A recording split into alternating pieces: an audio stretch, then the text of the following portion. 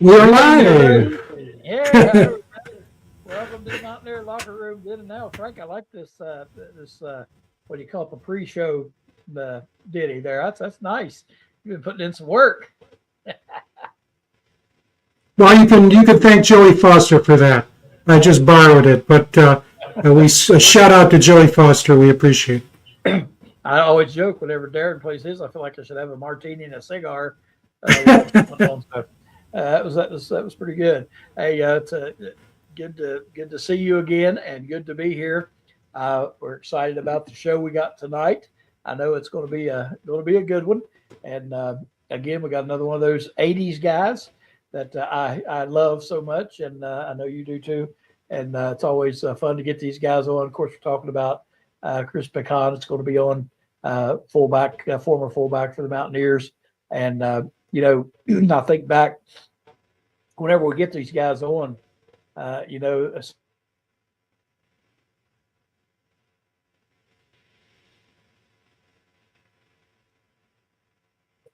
what happened to me there, I blurred out, but he was a fullback back when that position was highly valued, and filled in very nicely, after Wolfley, and was a heck of a fullback. Did a great job. It was so much fun to watch him.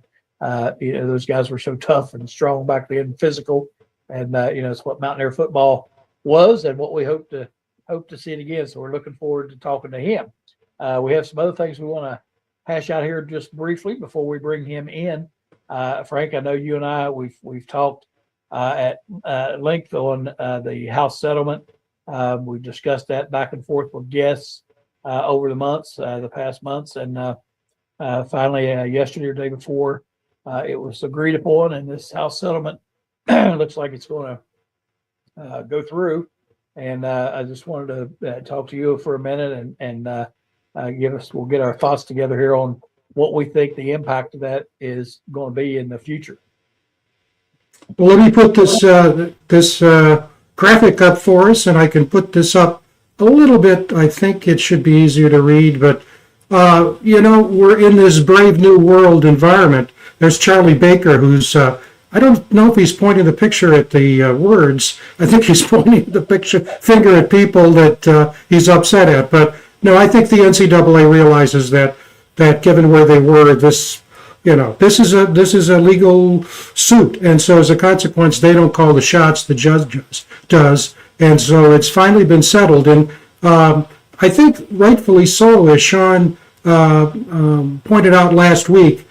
Even though the initial revenue sharing is set at $20.5 million, it doesn't necessarily mean that all schools are going to be able to go to that cap. WVU will, I think it's fair to say that, and most of, if not all of them, the major schools will be able to go to the cap. The key is they can't go above that, and so that's straight revenue. And also the schools are going to have responsibility for the nil allocations now to players. It won't be these or cooperatives off to the side that are semi-autonomous to the universities. And by the way, just along those lines, you'll see under enforcement going down, under nil regulations, it includes rules for overseeing third-party nil deals. So players, in addition to getting their share of the revenue, will also be able to get nil deals. But there's going to be a college sports commission chaired by Brian Seeley, who comes out of Major League Baseball, who has experience with these kinds of things. And there's going to be a commission, and they will make sure there's no hanky-panky. There's already indications that schools are trying to, and boosters are trying to find a way to be able to get above what any significant cap might be, but we'll just see. We'll hope that College Sports Commission, sort of the czar of nil regulations, not only will do their job, but the commission will have teeth, and there's supposed to be enforcement for that.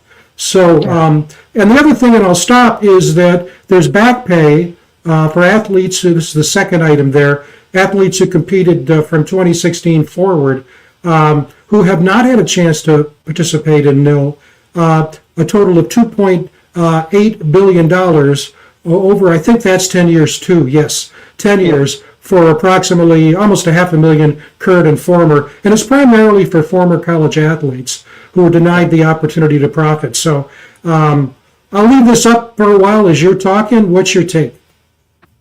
Well, I think, and again, we've talked about this numerous times. It's movement forward, at least. I don't know if it's going to create any stability, but at least it's a step in the direction that we're hoping the stability comes. And I think that this may be a first step. Of course, being the talk show junkie that I am, I've listened to numerous takes on this week. I listened to Paul Feinbaum talk about it the day before yesterday, and Dan Patrick's show. And Dan Patrick asked him what he thought. What do you think the impact's going to be? What do you think is going to change? And basically, Feinbaum said, in honesty, I don't think it's going to change a lot. And he said, of course, with the money, the payments, that sort of thing, it's all going to, be good to get that money out there and should create, a better balance. But he said, in reality, he said, your big schools, your big money folks, he said, they're not going away. And he said, these $1 million donors and stuff, he said, they're not going away and they're still going to be there. And he said, whether or not they enforce and keep those people reined in remains to be seen. And he felt like it wasn't going to happen. In fact, he agreed with Dan Patrick that ultimately there are going to be 50 major college football teams. Division I was what it was going to come down to, and because they're going to be the ones that could afford it.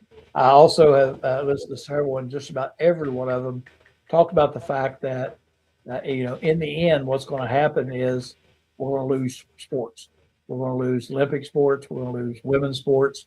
And they said, most of them said, you can already see the Title IX lawyers lining up when they start going away with these sports, which means they're going to have to balance that out. So if you can't just go in and I don't think, and cut out a sport from male or female unless you kind of do the same thing on the other side based on Title IX.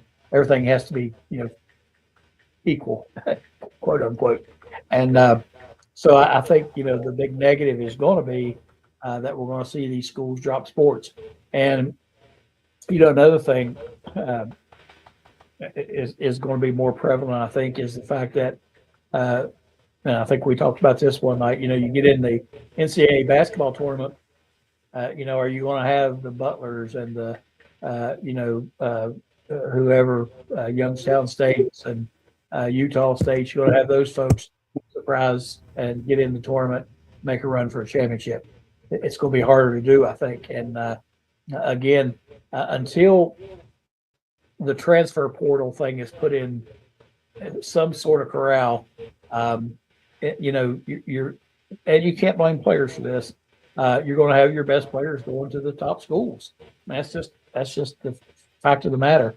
And the transfer portal thing is still wide open. And I think, this is going to give a little stability, but I think it's also going to open up a Pandora's box, and we're going to have, I think, lawsuits flying every which direction, and more things are going to have to come out, more regulation, more oversight, more rules put in place. It just has to happen, or it's not going to change much.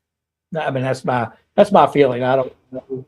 I'm not, like I said, you're the academia. I'm maxed out at 7th grade.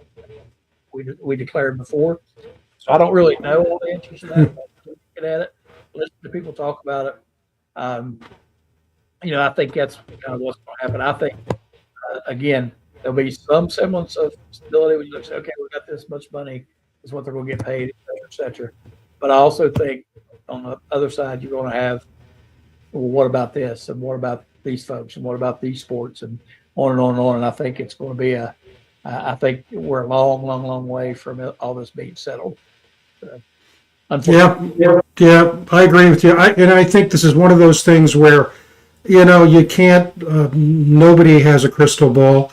You just have to live it and go with it and flow. It puts, added pressure on athletic directors, added pressure on coaches, Off to the side, there are the big money boosters who want to be able to have a significant say, and they have had. And let's face it, this is an attempt to try to not rid college football and basketball and other sports of boosters. We talked about this last week. Sean brought it up when Texas Tech put $1 million on the table to get a transfer softball player from Stanford, essentially to pitch every game, start every game. And then as soon as the season was over, they put another $1 million on the table for her. So that's $2 million just for one player, and that player's not in basketball, women's or men's, or football. And so I think we just have to see where it goes. And the good thing is that games are still going to be played. The schedule is up there. The magazines are starting to come out now at your newsstands that make predictions about where schools are going to be. In fact, before let me reach over here.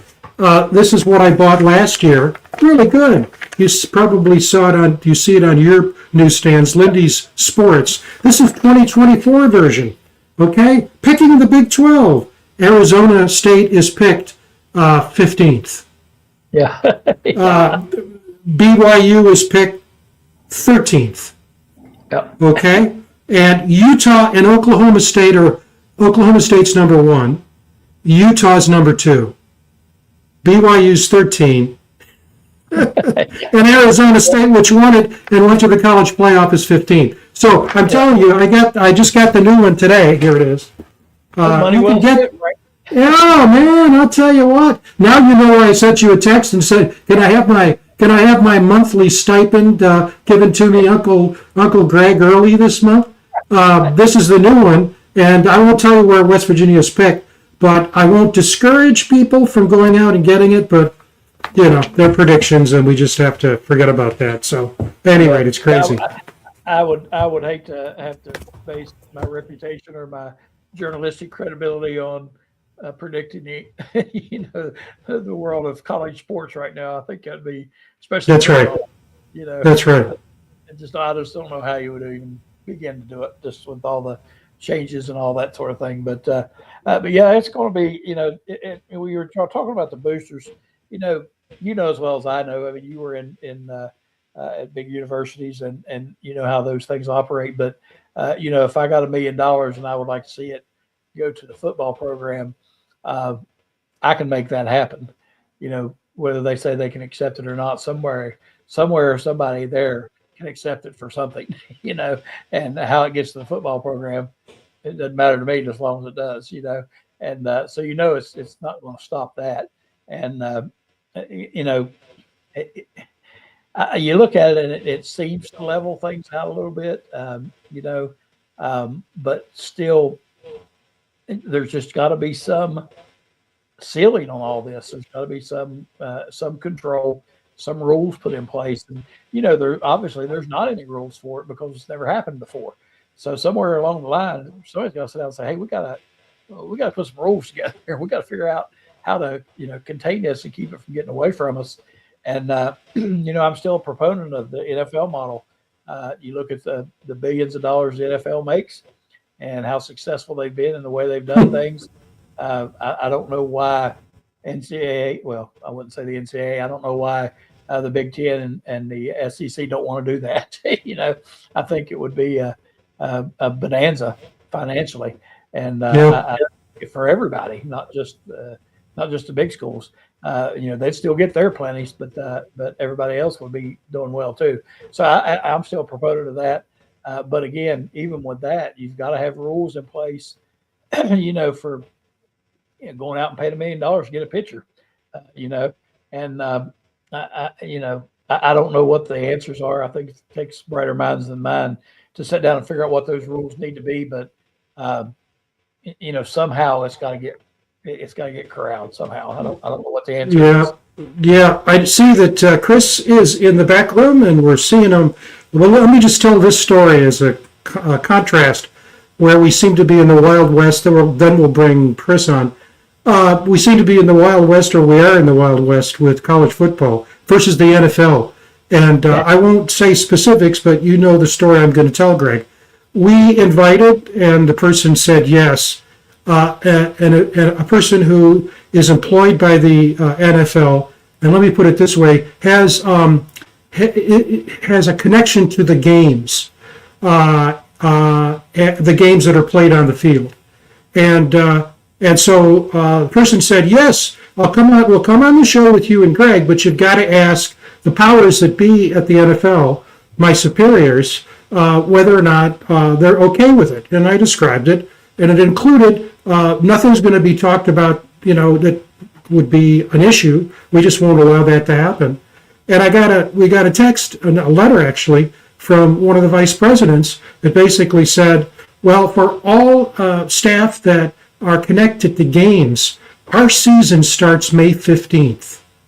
There's no contact with the press or with a program like ours until after the Super Bowl. So you can contrast the NCAA, where there don't seem to be any rules and people are just doing what they want, with the NFL that has a product that they want to protect. And when it comes to games, integrity is the key. And so our season starts 3 months before the first kickoff. And that's just amazing. You say, well, maybe that's going too far. But when you think about the money on the table and the credibility with all the gambling that's going on, I could see exactly why they would do that. Absolutely. And you think, not only something like that, but, you look at the players, if they wear the wrong color shoes, or they put on a bandana or a wristband that has something on it, they get fined, they get shut down real quick. And it's a tightly ran ship, and a lot of people don't like it that, are associated with it. That you hear them complaining, about the commissioner and that sort of thing. But, he's got a valuable product there, and they protect it to the nth degree. That's right. I think college football really needs to take note. I mean, I just think, college sports, I think that model would be so much better, and it would, you could control it that way. And, That's right. Still, a lot of people are concerned about the money that the players get. Is that going to hurt them? I mean, look what the NFL players make. I mean, yeah, exactly. It's not going to take that away. And they have their name, image, and likeness, just like anybody. Anyway, enough of that. I think it's time to get our guest in here. Yeah, I want to ask though, Chris, talking about shoes. Chris is supposed to wear either you're going to I think blue shoes tonight. That was the deal. Now are you wearing blue shoes, Chris? I'm wearing whatever shoes I have to wear. I have I'm not barefoot, but your conversation was so interesting, and the NIL and the landscape of what's going on today in college football. I might know a little bit more about what's going on in West Virginia than anywhere else, but ask me any question you want. Greg, it's nice to see you, and Frank, thank you for having me. I appreciate it. Hey, it's our pleasure, buddy. It's our pleasure. Yes, it is. As I know you still follow closely, like you said, West Virginia in particular. I follow the program very closely, but more than that, I follow my ex teammates, and I wanted. There's a good picture, but I want to send a prayer out to Travis Curtis, who had a stroke, and I hope I'm not overstepping by saying that. I talked to Freddie Smalls, I talked to John Hollifield, I talked to Tim Agee, and everybody's really, it stops you dead in your tracks. John Hollifield and Travis were very close and are very close, and those are my guys, and to have that, and so God bless Travis Curtis, and I don't know how he's doing right now, but I had to throw that in. I'm sorry. This is more important than football. That's right. And Travis was a super player. Okay, well, go ahead. I was going to say, was he at the reunion a couple weeks ago? I was in there. I'm on the far left. I'm close to Rasheed Marshall, and I guess Rasheed Marshall is a wonderful guy, and I'm so far separated in playing football with him, but he is one of my favorite players and favorite people, and um, that I was there. It's Rich. What Rich did was I think he realized that during the season and during the spring game that it's too hard to connect, and he sent that out after the spring game, and I mean he was nothing but gracious, and he was appreciative of being back, and I mean he was my roommate one year, and he was just it's such a different atmosphere from the first time he was here, and not criticizing that, but it was phenomenal. The fellowship and the friendship. I'm just telling you, it was great. Chris, I want to, on those same lines, you mentioned earlier, or showed some pictures there. I think Greg's having some technical issues there. He's back. Oh, good. I want to say on those same lines, he showed some pictures of Freddie Smalls, and of course, we know John Hollyfield. We've had those guys on our show before, and one of the common themes that we've gotten from those guys and you is, the close-knit family that you guys in that 80s group seem to have, and I just want to get your feelings about that, because we've had those guys on the show, and they all say the same things. Yeah, we're all like brothers. Let me tell you about Travis Curtis. Was he was him and I battled, and some of the things weren't pleasant, and we got nasty with each other, but the bond that happens, I just can't explain, and I think you guys can explain it to yourselves with your family members or friends. You can fight, but you're still brothers and you're still family. And Coach Don Nehlen, that was his basis. And Rich Rodriguez is no different. And I'm not saying anything about the other coaches, but Rich was a product of that program, and I think he took a lot of that love in that it's just you go full speed, and it doesn't mean that you're not brothers. You know what I mean? And that's the thing with Travis, that it hit me, and Tim called me, and I called Freddie, I called John, he called me back, and it's they're my brothers, and I don't have that with my high school teammates, but that's the answer I have to say. But anyways, Was Travis at the picnic, the reunion? I don't know Travis's point is right now, but and I wow, I just hopefully this isn't gonna make anybody upset, but I just pray for Travis. They said the prognosis is good, and Travis, it was one of the nicest guys, quiet off the field, but he wasn't quiet on the field. He really came at you, and it's just I had really a moment today with my brothers, and I'm sure if I called more people or talked to more people, it would be the same way. Brian Joswiak, oh my God, he has the biggest heart, and you just name him, and it's that what Don Nehlen built, and is what Rich Rodriguez is going to continue. And no offense to any other coach, but if you're not here and you don't embrace it and you didn't play, it's a little bit different. And Rich understands that. And anyways, I'm rambling, but go ahead with any question. Go ahead, Frank. Well, Greg and I looked at several articles that were written about you, and in every single article, you say the same thing. In fact, I can read it here, pulled it out, and that is that. Let me just read this because I can't say it any better than and you spoke it. To me, the best thing about Mountaineer football is to see some of my teammates, the coaches and the fans. I look forward to seeing them every time I go back to Morgantown.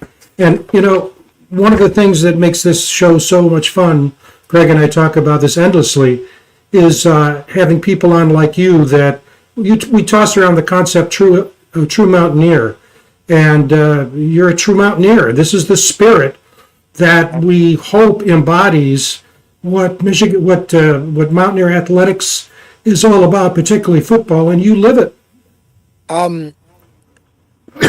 That says everything. I mean, we don't when we get together, we don't talk about what happened on the field. I remember there was that movie with Everybody's All American, and the guy with, I forget the actor. He's talking about what happened on the field. We don't. We just talk about, hey man, remember that time we were here and this happened and that happened. Nobody talks about specific plays, and it's just the glory days.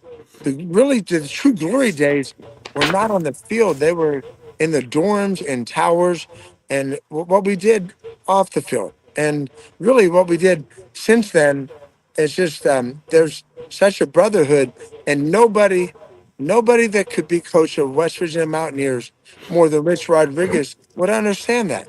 I mean, we laughed, and I told a few stories to Rich he might have forgotten. We were roommates, and he has such a big heart, and I really think this time around he appreciates, and I'm not saying before he didn't appreciate, but this time around he appreciates, Yeah. and he's a good man, and he shouldn't be penalized for what, for leaving for a bigger job or whatever. But we're all brothers, and it's you know it's that's it. I don't even know what else to say. Yeah. Go ahead. Chris, you mentioned or passing a few minutes ago, Coach Nehlen. I know a lot of folks that watch our show are always interested in what people have to say about Coach Nehlen. Of course, legendary in everyone's minds. But talk about your time with Coach Nehlen, your relationship with him, and what he's meant to you. Okay, first of all, Rich Rodriguez is a product of West Virginia football. He's a product of Coach Nehlen, and that's a great thing. I went to Coach Nehlen one time, and I asked him, "What do I need to do to play?" And he said, You have to get bigger, faster, stronger." And he kept going on and on and on, and I got a little bit numb to it. And when he was done, I just asked him, "What else? What else? What else I got to do, Coach?" But I mean, he really read it. But other than my father, Coach Nehlen is the most influential man in my life, and I told him that. Um, what was it? A couple of weeks ago, and he was at the reception where Rich Rodriguez had with all the players, and I told him because that's the truth. That's the truth, and I truly believe Rich Rodriguez is going to be the same person for the players he's coaching now in the future. They're going to come back and they say, "Rich, you're the most influential guy," and I mean, he has it. I mean, he's explosive with his energy, and I absolutely love it. Yes, he is. No question. I think all Mountaineer fans are pretty excited. Even the naysayers who weren't thrilled about him coming back, I think might have lost Chris there. I don't know. There he is. He's back. I think even the naysayers who were questioning him coming back, I think are getting a little bit excited right now because and again, this is no knock on any former coaches or anything like that, but there is a feeling around the Mountaineer program. When I was going in the '80s. Yeah. Season ticket guy in the '90s. It's kind of changed. The whole feel kind of changed, and it came back for a while when Rich was here before. And I think that people are looking forward to getting that Mountaineer feeling back again. I know that sounds crazy, but for a No, Mountaineer you're not crazy. You're actually absolutely right. I talked to a lot of the guys that are a little bit out of town. I'm 30 miles from Morgantown, So everybody will call me when they come back here. They want a place to stay, and I'm very I'm honored that they do that. But it is this is different. This is a different Rich Rodriguez, from the first time to the last time. And not that it's bad the first time, but I think he's just more, this is his home, and he realizes it. And he realizes that this is, this is his, I mean, this is, he's a Mountaineer. And not that he didn't do that before, but this time around, it's a little bit stronger. And if you were there when he talked to us in that room, all those guys you saw in the picture, you would agree with me. He is going to do great things here. And I mean, there's no doubt in my mind. And his work ethic, and I've talked to a young man named Rodney Gallagher, is a he's a cousin of my son's roommate. And Rodney Gallagher, you know who he is. He's a great player. And he told, I'm going third or fourth hand. He told my son's roommate, his cousin, he is welcoming and he is happy about the extra intensity. And I mean, he is excited and fired up. And a lot of the guys that stayed are the same way. So I love Rodney, by the way. He's such a personable guy, and I'm glad that he's so bought into the culture of West Virginia football, because I think we definitely need him. And Yeah. I wanted to throw that in. But I want to talk about the NIL. What do you think about that? Well, we have. It's not that Greg didn't want to answer your question, but he's back now. We've discussed, Frank and I and several of our guests have discussed it at length, and I think we all feel the same way in that we absolutely believe that the players do deserve to get paid, no question about it. Exactly. Yeah. Deserve the benefits. We just feel like there's got to be some kind of parameters put in place to where it's not just the wild, wild west like it is now. People running everywhere. And Frank alluded to a girl, Texas Tech, getting $1 million to a softball pitcher, and then getting another $1 million. You're right, Dave.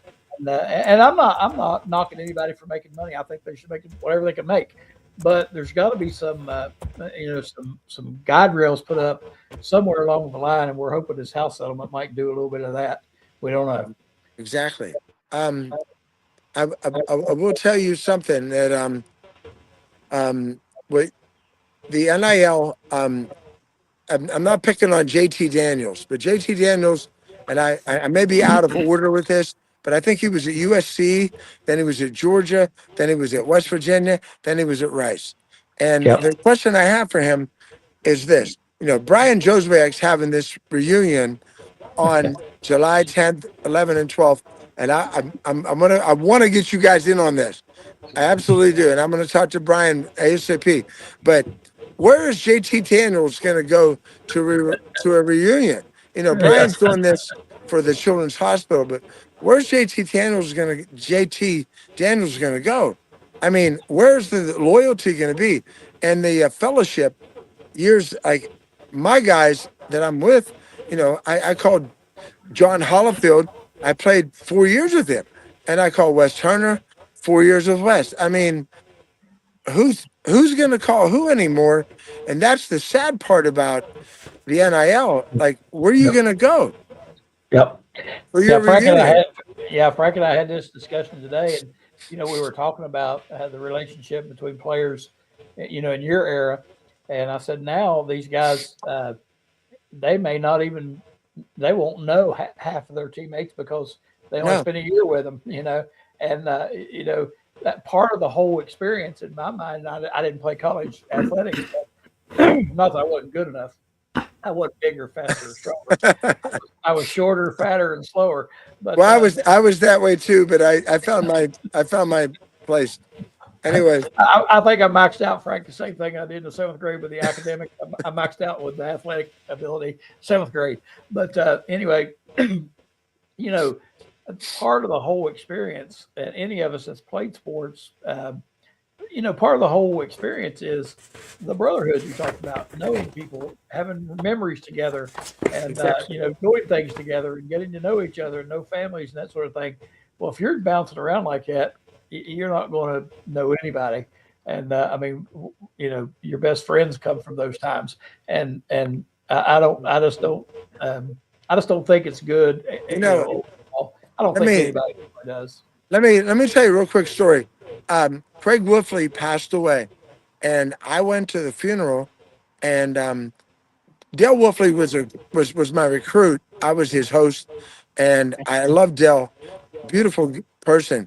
And Ron Wolfley was the guy in front of me my sophomore year. So I go there, and this is such a warm. I can't tell you. I just went there to pay my respects to Craig because he was such a great human being, all the way, top to bottom. Craig Wolfley was, and Ron was there, and I hadn't talked to Ron really since I was second team when he was first team, and we roomed together, and he was super, and he was one of the biggest influences because he's like a rocket. Ron Wolfley was a rocket for intensity. Nobody can tell me anybody was more intense. But anyways, I said, Ron, and he didn't recognize me at first. But when he recognized me, he gave me a hug, like bear hugged me. And Ron's mother and Dale and Craig's mother was behind me, and she did too. And what I have to say about the fellowship, and I don't, maybe I lost track of what we were talking about, but it was emotionally, it was more, it was the best thing that could have happened to me, like the best memory. Ron Wolfley remembered me because that's the fellowship that Don Nehlen, brought. And it's just, what I'm trying to say. I think you guys said. Well, that feeds into my comment about the nil, in the sense that in a market system, it makes a lot of sense. And unfortunately, we're in a big-time market system. But and you and I have talked about this, Chris, and John Hollifield is another example. I love him. I love that guy. Oh, what a guy. And, he played ball in the shadow of Michigan Stadium, right? And so Michigan didn't give him a chance. West Virginia did. You had a good high school career at Laurel Highlands High School, but the team wasn't all that good. And you and I were talking about Pitt looked at you, Penn State looked at you, other schools. West Virginia gave you a chance. And that's what happened with John and so many others.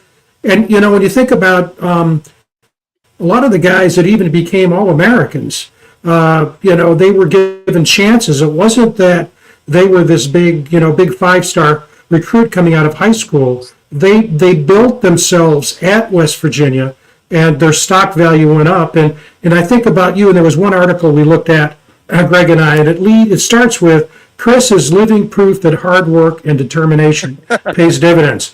And there it is. Again. My dad pushed me, I'm telling you, but go ahead. I was going to say, there you were behind Ron Wolfley, and we've had people on the show who've said to us, Ron Wolfley taught us how to be a hard-nosed football player. Just by the way. I got to cut you off. So we're in Tommy Bowman was second team. I climbed up to third team, and Tommy Bowman broke his arm in the first game. So the next 10 regular season games and the bowl game, I'm with Ron Wolfley. And I have to tell you, he would stand there pacing. We're watching TV, and he would look at me.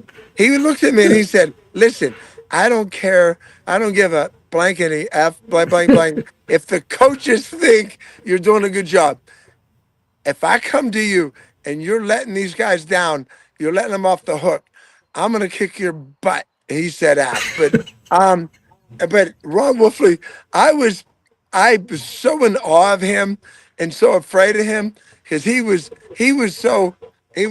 physically just built like better than anybody on the team. Definitely better than me, even if when I was a senior. But he was Yeah. physically, he was a warrior. And he's like, hey, he turned around, he was doing snuff, spitting in his cup. He said, listen, Eugene Napoleon just texted me. I'm going to wave him off. I love Eugene. Anyways, Eugene Eugene's a does the great show. That dude. You got I to get tried to him on call. your podcast. But Oh, he's been on the Ron show. Wolfley was I was afraid of him, and he would come to me after Tom Bowman broke his arm, and I was second team. He'd come to me off the field, and he would talk to me. He's like, "Listen, Peek, you're going in, and if I see you letting up on these guys, you're going to answer to me." So That's right. I was more bound to Ron Wolfley than I was the coaches. As long as Ron Wolfley thought I did a good job, that's how intense he was. And Exactly. when I saw him at Craig's funeral, he was like, I mean, I hugged him like for 2 or 3 minutes. He is such Ron Wolfley is such and all the Wolfleys were such a beautiful people, man. But Ron was my guy. I mean, I just have to throw that in there. And I No. always feel like I give credit where credit's due. Ron Wolfley was such an inspiration. And oh, was he freaking, oh my God.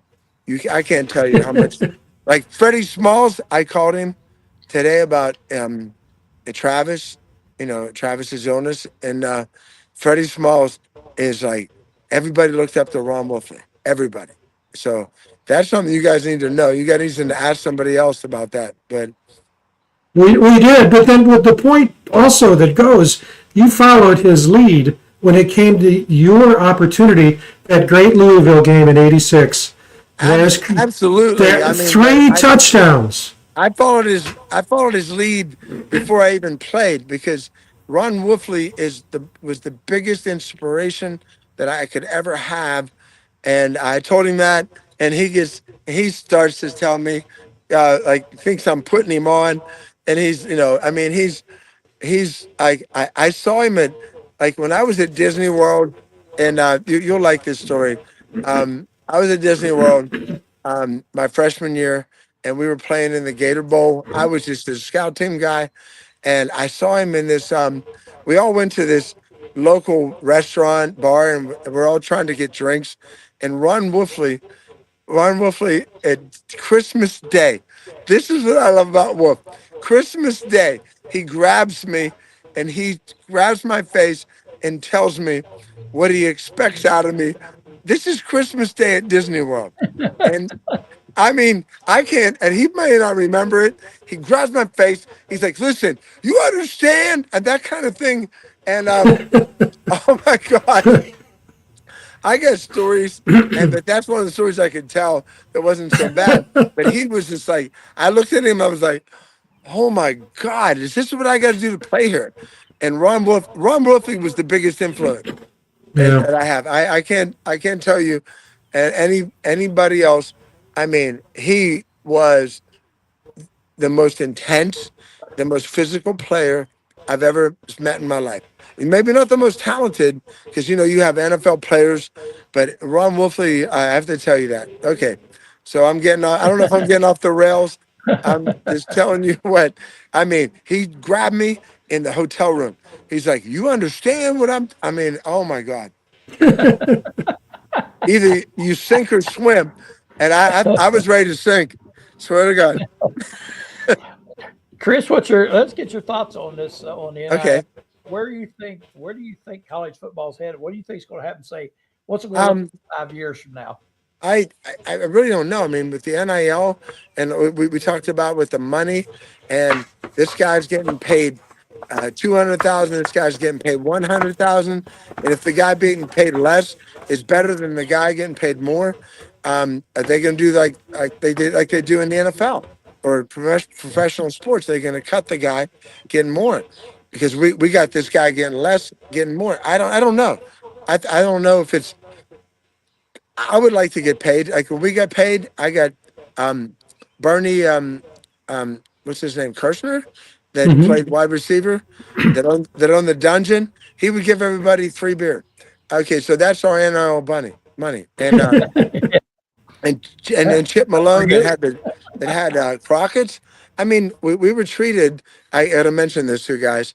I hope they don't get in trouble, but they w- they would take care of us. So NIL was going on, but not at this level. I mean, it's um I don't know if it's they put a cap on it in 2025 January 1st. I think it's 22 million.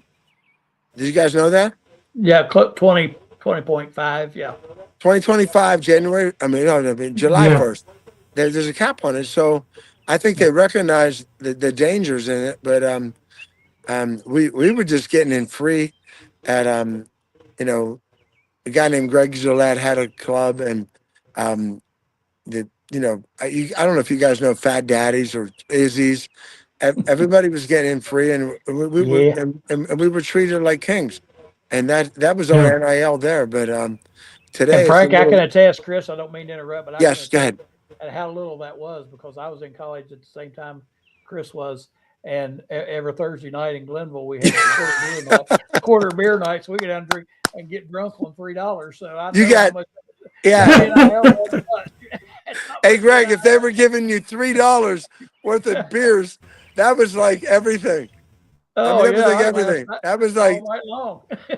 12 beers. Yeah. I know, but I mean, times have changed, Yeah. but they still did like the whole Eric Dickerson and Craig James um program at you know they got so much. And what was I mean, they had a special on that, but Yeah. still I think that stuff has been going on, but today it's all out front and nobody cares, and it's all legal, and Yeah. it's a little bit different. You know, Hmm. I mean, it's just Yeah. But what's that? the point I wanted to make, Chris and Greg, the point I wanted to make on this, which I think gets lost, is that this is coming out of a lawsuit. And one of the key features of the lawsuit, the argument was, hey, universities and conferences, you're making all this money on the backs of these players, and you're acting like this is 1965. You're giving players what they got in 65, and that is room and board and scholarship. So all this nil stuff is coming from donors, not from the universities.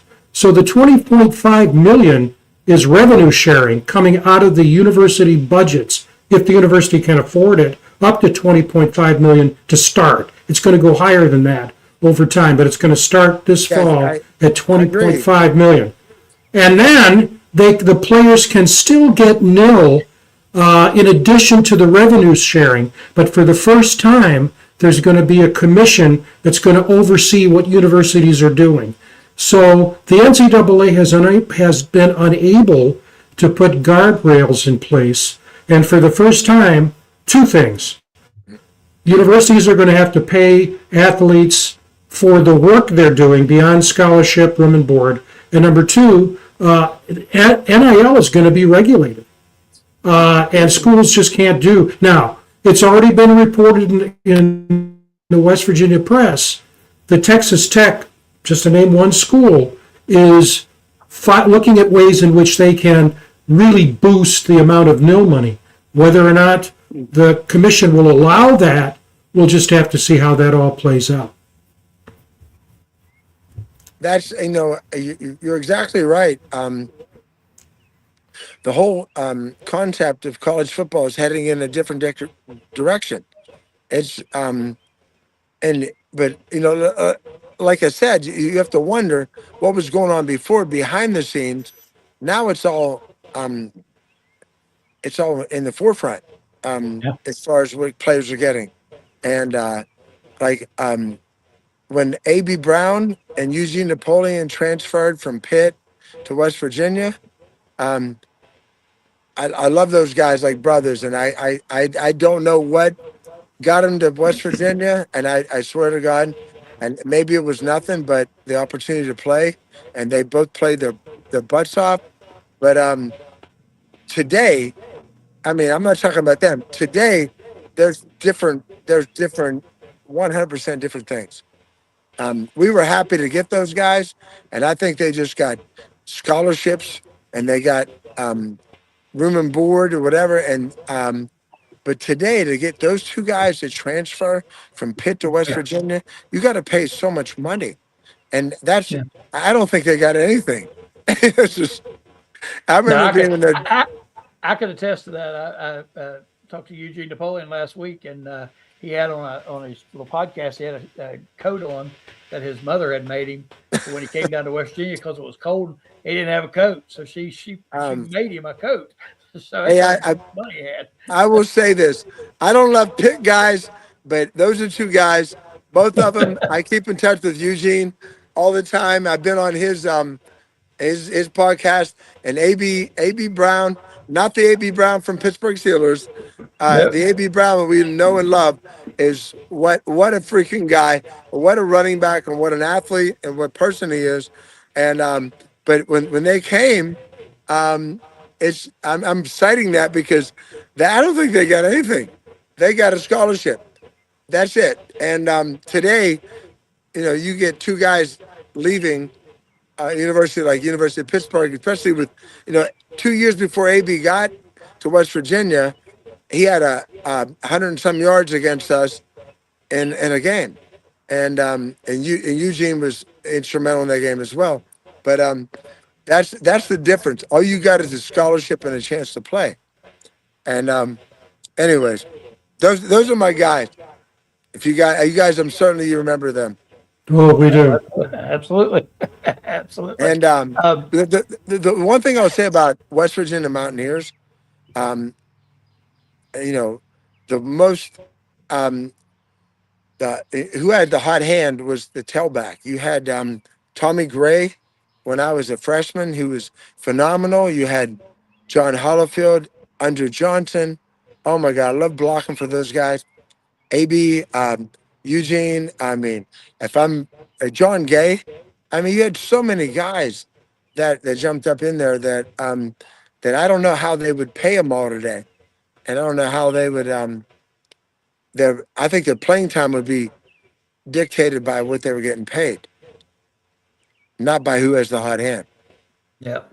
Yep. That's kind of, you worry about that. Before we run out of time here, one of the things that Frank and I have enjoyed about doing this show, and we always talk about, is what you guys did after you got out of college, where your life went up to the point you're at now, and what all things that you've done since then. Um, the intensity to succeed really propelled a lot of us. That with we had with Coach Nehlen was, I mean, he was, when I say nuts or crazy, it was in a good way. He pushed you. He pushed you to be the best you can be. And a lot of guys that, and once you left in college, after college in business and everything, and the one thing I would, Frank and Dave, I think you guys need to come to that, and I'm hopefully I can get you to come to the Brian Joswiak golf outing. It's such a relaxed, and everybody comes back, and everybody that's there bought into the program, and which means not only in college but after school, just giving 100%. And it's such an honor to be on this show, and thank you. Oh, thank you. We're tickled to death to get you on there. You mentioned you live 30 miles away from Morgantown. We don't need to disclose where. Uniontown, it doesn't matter. Okay. Okay. In Pennsylvania, in case people didn't know that. I tell you what, I drove that for a couple of years. I worked up in Morgantown here recently. Driving from Morgantown up to, I drive up to St. Clairsville, Ohio. Interstate up there is maddening. There's so much traffic and trucks on that thing. Anyway, no, that's beside the point. What career path did you take after college? I got my degree and I came back and I worked with my father in commercial real estate and in construction, and it was a lot like football with the dedication, learning the construction field. Not so much the we had a lot of commercial real estate that we rented to, but construction was a lot like football, and I enjoyed it, and I enjoyed working with my dad, and I don't regret it at all. Um, maybe I wish I could have stayed in Morgantown for had that life, but you have to grow up, and I was fortunate enough that my father put me through. Just, I mean, like I told Coach Nehlen at the last thing we were at the with Rich's reception, I said, "There's nobody that I value more as a teacher and as a mentor other than my father. It's Coach Nehlen, number two." And so Mhm. that's why I went with my dad and worked in a family business. So Awesome. I was just thinking, and Greg and I did not talk about this, and I should have done more research. And stop me if I'm wrong, but didn't your son play D2 basketball? my son Chris played at California, That's what I PA, thought. Yeah, and then he transferred to St. Vincent to play that's with my right. son Nicky. That is um he's still there. He has one more year left. And the interesting thing about them was, and about basketball, is I know athletes. Both of my sons can dunk any way they want to dunk, and they have the um it's much tougher to make it in basketball than it is in football, because there's 22 positions in football, and there's 22 second team positions.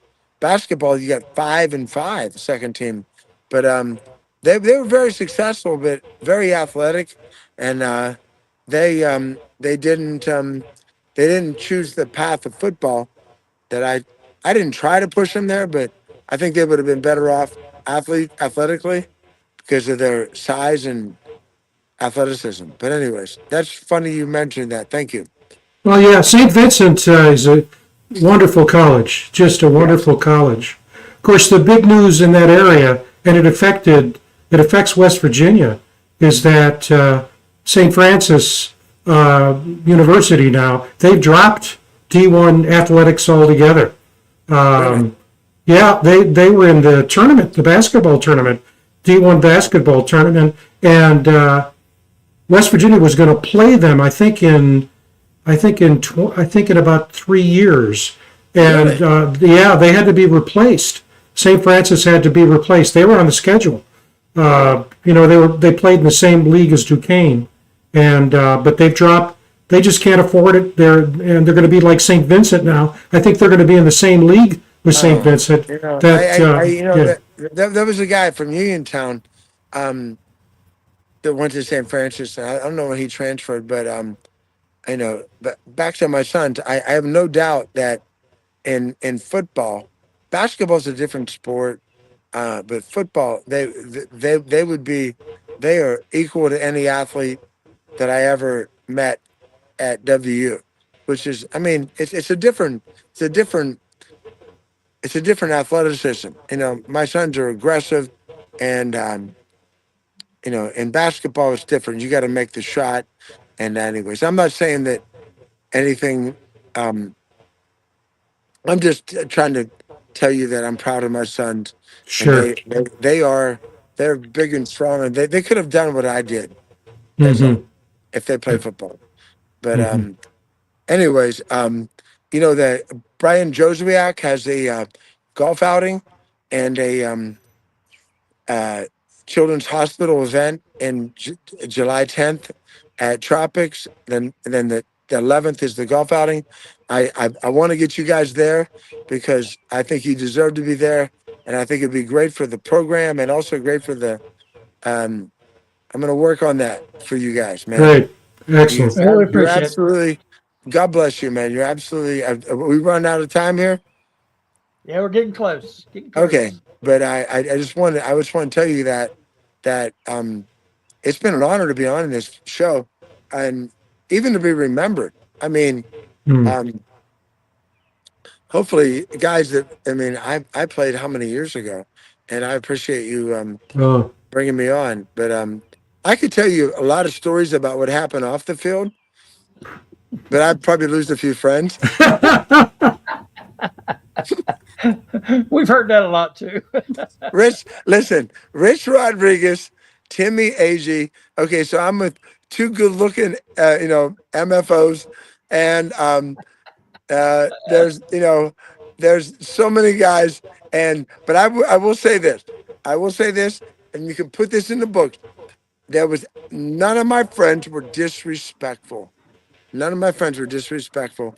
They were polite, and whatever worked for them was based on the fact that they were polite. And it Mhm. wasn't. It was. They were all nice people. Rich was. I mean, come on, man. Rich, Tim Agee. Tim Agee was Rich's. The guy that was ahead of Rich for a couple of years, and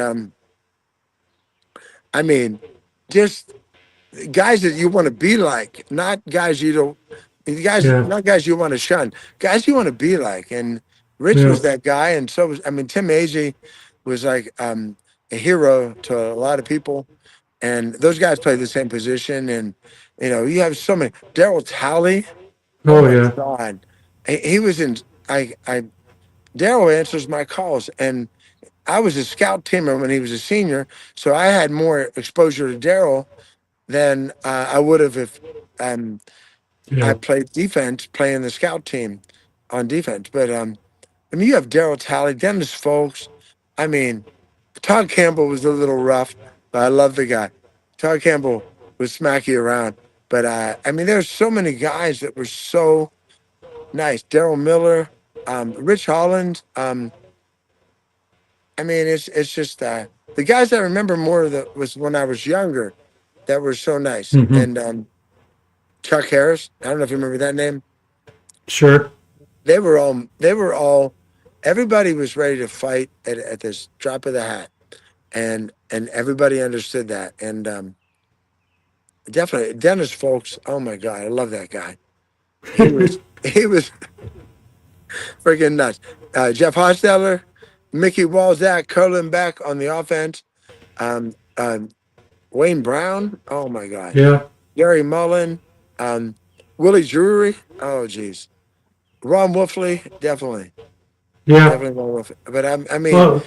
I could go on if you put them in front of me, but there's Oh really not sure. one guy that when you play for the Mountaineers at that time under Coach Nehlen that wasn't, a guy you Yeah. remember. And then you can add Pat Randolph, Pat Yeah, Pat, Kevin White. My God. yeah, When you think listen, oh you my God. you talked to what a guy. Pat Randolph, we text all the time. Kevin White, I guess something was on Facebook. You're not kidding. Tony Rita, Andre Yeah. Johnson is my guy. I mean, oh my. It's just it doesn't matter how much anybody played. It's just the fact you're right. Pat Randolph is super. Tommy Gray was one of my best friends. Oh yeah. Yeah, Tommy Gray passed away, and I mean, he was one of the biggest supporters and the most positive guy that I mean, as a freshman, he had like 154 yards in the bowl game, and Yeah. or redshirt or sophomore, anyways.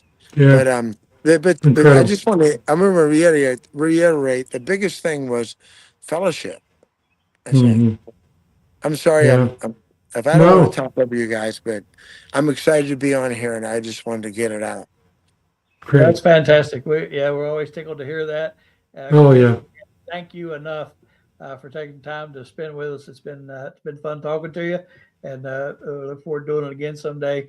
And you can keep us abreast on Joseph's thing. He's Yeah, kind of you doing. know what, Frank, You I'll be tell in him I'm touch. pretty Houston. I'll be in touch, and I think is John Holofield been on your show? Yes. John Okay, has been on. and Yep. Freddie Smalls has been. Okay, Yep. those are Yep. guys. Those are guys that I called today about. Travis. God bless Travis Curtis. Oh yeah. It's a sad day when you hear something like that because, um, and people tell me as old as you get, the older you get, you're going to have more um things to worry about, and I Yep. just Yeah. I'm not ready for it. I'm not ready for Yeah. it. And Travis, Yep. was a super player and a super human being, and Yeah. he was mean as can be, which I love. Yeah. I mean, anyways, Yeah, And Chris, you mentioned Tommy Bowman. He's been on the show too.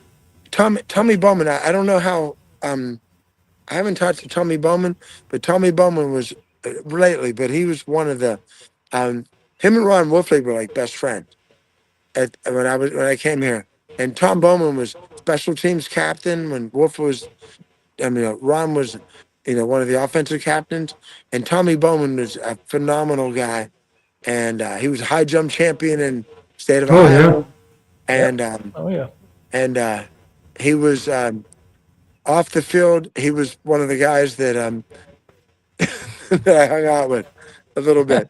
I mean, hey, Tommy, Chris, one last thing, Chris. Too. all good with Tommy Bowman. He's a straight up guy. But go ahead. Make sure you reach back out to Eugene, because I texted him and said that we're trying to do a show here, buddy. Why don't you leave my man alone? And I said he'll get right back to you. So make sure you text him back. Hey, God bless you, man. I love you. Listen, Eugene's one of my favorite guys, but I can't say he's my favorite tailback because I never blocked for him. But you got AB Eugene, under John Hollifield and Tommy Gray and King Harvey. God bless Yeah. King Harvey. He King passed Harvey, too. He passed. Sure did. Yeah. Yep. Well, Chris, we really do appreciate it again, and you keep us abreast on Joe's situation. I will. And we look forward to talking to you again. God bless you. I hope I didn't ramble too much. I get No, No. you were fine. all You're right. fine. All right. Doesn't mean I'm Frank, going to keep nobody you, rambles too much. Frank. Guys, Dave. God bless. I'm going to let you know, and you better get your butt there. We'll do it. We're We'll do ready. it. I'm allowed to invite. I'm allowed to invite people because I'm involved in the thing. So I'm inviting you July 10th, and definitely it was not going to be a problem. I think it's going Great. to be a plus all the way. Yeah, that sounds Good. awesome. That's awesome. Hey, thanks, very Chris. We appreciate it. Bye All bye. right, guys. Have a good night. Well, we made it through. Yeah. Yeah. Without any glitches. Yeah. A lot of memories there, and every time Chris and I talk, it's the band of brothers, whatever you want to call it, it exists, and in that the 1980s football guys. I mean, nothing is ever standard. It may be higher or lower, but the group that played during that era, from the beginning to the end of that decade, and also into the 90s, boy, they are still together. When we did our show at Kegler's a month or so ago, you looked around the room and they were just loaded with 80s guys. And they stayed and they talked and stayed and talked, and you can see it. And it's amazing. Amazing. A little bad. We caught him, probably at a bad time. One of his good friends, Travis Curtis, like you said, with an illness, and I know he was a little bit taken aback by that. It just happened not long ago, so I know he was up over that. And that's terrible. You talk about a football player. I don't know if you remember Travis Curtis or not, but man, what a football player! Gee whiz, he was a beast on defense. But we kind of caught him at a bad time there, I think. But Frankie, I think it goes to show how fortunate we are too. When you do have these guys on, they start throwing out these names of influential players, and we've had most of them on the show, or going to have them on the show. And I said that makes you realize how fortunate we are to be able to get these guys on here to talk to them. And I think he just reiterated that. And again, that togetherness, it shows. I mean, there's no question about that. And we hope, we see this again. And I know you and I talked earlier today about how, you can see it in the 80s, the 90s a little bit, kind of faded away. And then up to now where it's, you don't know the names of the players for the most part.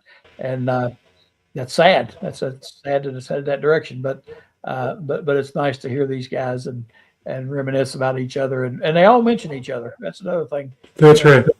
We've had most of them on. They all bring up all of each other's names all the time. Yeah. And, I think that's a neat thing. So it was a lot of fun to talk to. That's right. Excellent. before we get off here tonight, I don't know if I keep trying to look at the clock, but I know we're running short on time. We were going to talk a little bit about the out of conference football schedule over the next short period. If you want to dive into that real quick, we'll do that. We can do that, and then we can talk about our guest for next week. Cool. Absolutely. And so here we are. And so, I think what's happening here, and I think that we put our trust in Rich on the field, but we also put our trust in Ren in terms of management. When you look at this over the next 5 years, it makes a lot of sense because you don't want to play top 20, top 10 teams every year in the non-conference, but you want to have some competition there. And so it's a nice blend. We already know we're going to open up in 2 months against Robert Morris. Ohio is going to be a tough ticket. Iowa State, most people know, lost there a couple of years ago, and then Pitt at home. But then look at 26. We get Alabama at home, which is going to be about the same as Penn State this last year. That is in Morgantown to open up the 26th season. But then you go to UT Martin, which is really below a group of 5 school. And I hope I didn't misspeak there. But then you play a neutral game where neither team has the advantage at Virginia. And then in 27, you reciprocate back at Alabama. But then you dip down to the Southern Conference with VMI, and then Ohio at home.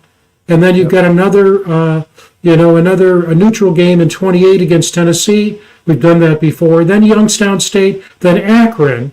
And so, again, it's a nice balance. Ohio, again, at home, it was a 2-for-1 deal. At home in 29. And you see Pitt is going to drop off for a couple years, then come back on in 29. We'll be at Pitt. Then at 30, we'll get Pitt at home. And so then Robert Morris, Akron, and Rhode Island. So it gives, particularly early in the season, Greg, an opportunity to try out some young guys, maybe do some experimentation with schemes and plays. And I think this is a good schedule. Yeah, I think so too. And I think these past few years, I think it's made some folks realize that it's hard to go out and have your 3 biggest games right at the beginning of the season, the first 3 opponents, and and especially elite opponents like Penn State. That's not an easy task for anybody, any team, any coach, and it's really, in my mind, not real fair to the coaches or the players to put them through that early. And having this blend like this, I mean, like you said, you want to play that good competition. I mean, who don't want to see us play Alabama? I think that's awesome.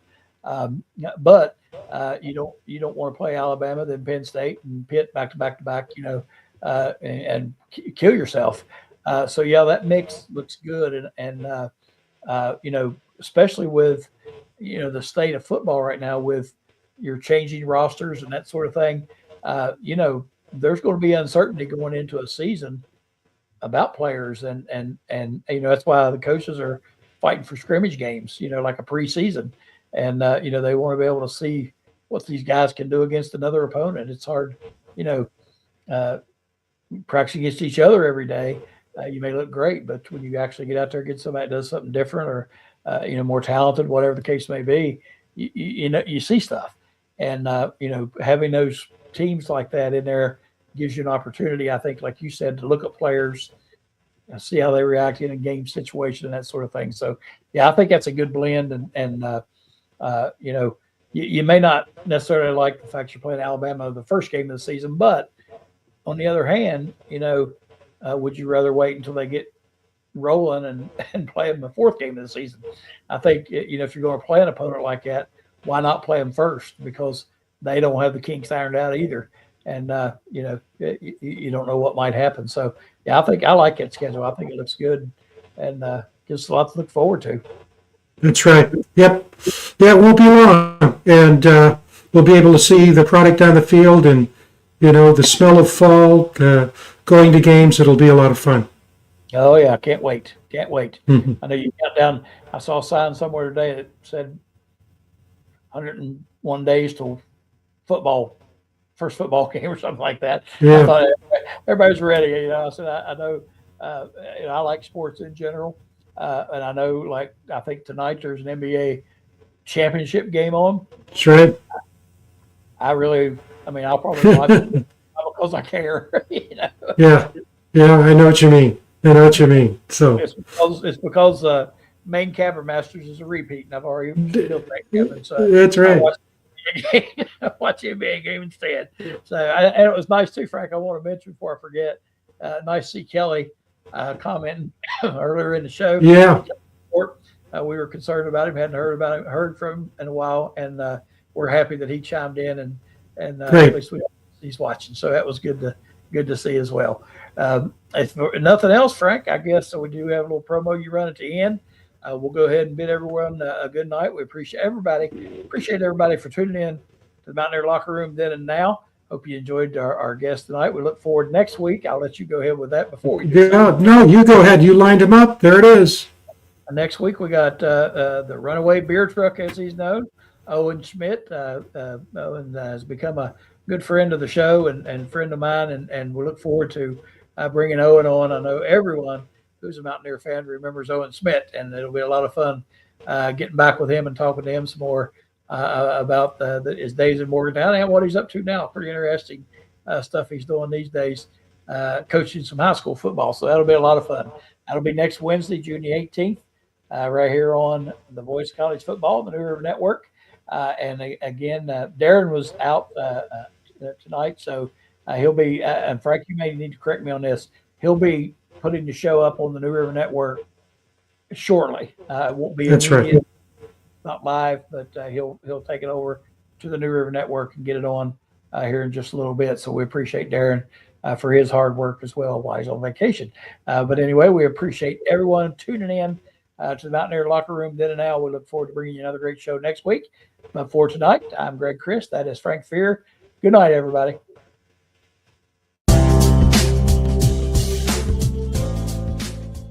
Hi, everyone. Frank Fear here from Mountaineer Locker Room then and now. And we're pleased to be part of the Voice of College Football National Network. Mark Rogers and staff have done a great job with the network, and it's constantly adapting and expanding to bring content to you. Many of you are already following us on X and Facebook and Instagram. And if you're not, here are the URLs, the links to go to and take advantage of all the great content that's there for you. Even if you do that, you may not know some of the new doings at the Voice of College Football Network. One is a new podcast options that already thousands of people are taking advantage of. You can get it on Apple, Spotify, and other podcast networks, and we encourage you to do that. Perhaps the biggest drum roll is the new Voice of College Football website with plenty of content, everything that you want to enjoy and can enjoy about college football. And remember, one thing that makes the Voice of College Football Network different is that we're 24/7, 12 months a year. It never ends. It's college football in the winter, the spring, the summer, and of course, during the fall. We also want to announce, and Mark Rogers again and staff have done a great job with this, a relationship with Amazon.com. And here's Mark to tell you more about it. You can make a difference here at the Voice of College Football. Use the Amazon link. Financially contribute to the Voice of College Football without spending a penny. Same shopping experience. It's easy. Go to any video on any channel. Go to the description section and grab the link right next to the capital letters that say Amazon. Use that link, and Amazon will instantaneously convert to your account, settings, history, everything intact, just like whatever link you use right now. No difference. Pay no attention to the product that you see right there. Just go search what you want. Don't forget the Amazon link. Thank you for your support. Sincerely, the Voice of College Football. Well, that's it for now. Let me thank you for your loyalty. The Voice of College Football Network. This is Frank Fear for Mountaineer Locker Room then and now. Hope to see you on our channel and other channels, VOCF. Take care, everybody.